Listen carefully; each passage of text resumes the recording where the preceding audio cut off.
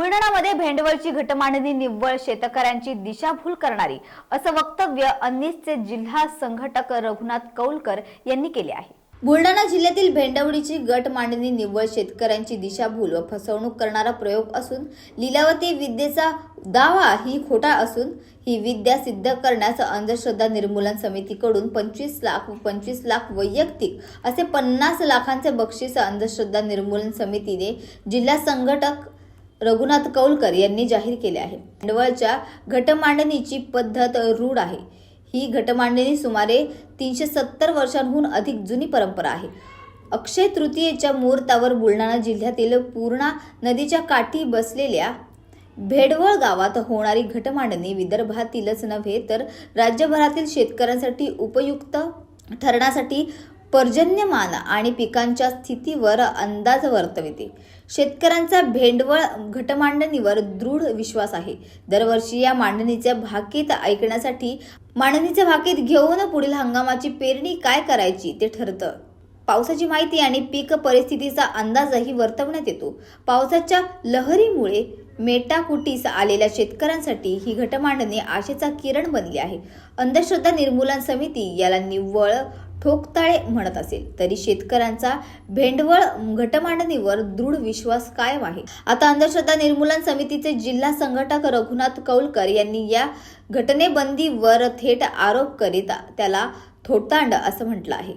मांडणीच्या माध्यमातून जाहीर केलेली भविष्यवाणी अनेक वेळा खोटी ठरलेली आहे। 2003 पासून संग्रहित करून ठेवलेली असून या मांडणीच्या आहारी जाऊ नये असे आवाहन देखील कौलकर यांनी केले आहे। अज्ञात पशुच्या पावलामुळे नैसर्गिक आपत्ती, अतिवृष्टी, सुनामी, भूकंप यामुळे देशाला धोका सांगितला होता। प्रत्यक्षात देशात कुठेच असं काही घडलं नाही। मे 2008 मध्ये करडी स्थिर असल्याने देशाची संरक्षण व्यवस्था मजबूत राहील असं सांगितलं होतं, परंतु त्याच वर्षी मुंबईत 26/11चा हल्ला झाला। मे 2011 मध्ये पुरी गायब असल्याने पृथ्वीचा विनाश होईल असं सांगितलं होतं, परंतु पृथ्वी पूर्णपणे आधी शाबूत आहे। भेंडवळच्या घटमांडणीला कोणत्याही प्रकारचा वैज्ञानिक आधार नाही। निव्वळ कपोकल्पित पद्धतीने ते लोक भाकिते सांगतात। असं सांगितलं जाते का त्यांना नीलावती विद्या प्राप्त आहे। नीलावती विद्या जर प्राप्त असेल आणि असे जर भाकिते सांगता येत असतील तर आमच्या अंधश्रद्धा निर्मूलन समितीच्या वतीने 25 लाखाचं बक्षिसाचं त्यांनी आव्हान स्वीकारावं आणि अजून 25 लाख मी स्वतःसुद्धा द्यायला तयार आहे। लॉ ऑफ प्रॉबॅबिलिटीनुसार कोणी कोणतीही भाकिते सांगितली तरी ती 50% खरी ठरण्याची शक्यता असते। मागच्या वर्षील भाकिते त्यांनी सांगितली होती की तूर आणि गहू याची पिकं उत्तम येतील, परंतु दोन्ही पिकं हे नाममात्र पद्धतीने आलेली आहेत। कापूस साधारण सांगितलेला होता। या जळगाव तालुक्यात कापसाचं पीक नगण्य पीक आलं। पर्जन्यमानाचे आकडेसुद्धा कितीतरी चुकीचे ठरतात। आमच्याकडे 2003 पासून सर्व भाकितांचा आम्ही बारकाईने अभ्यास करत आहोत।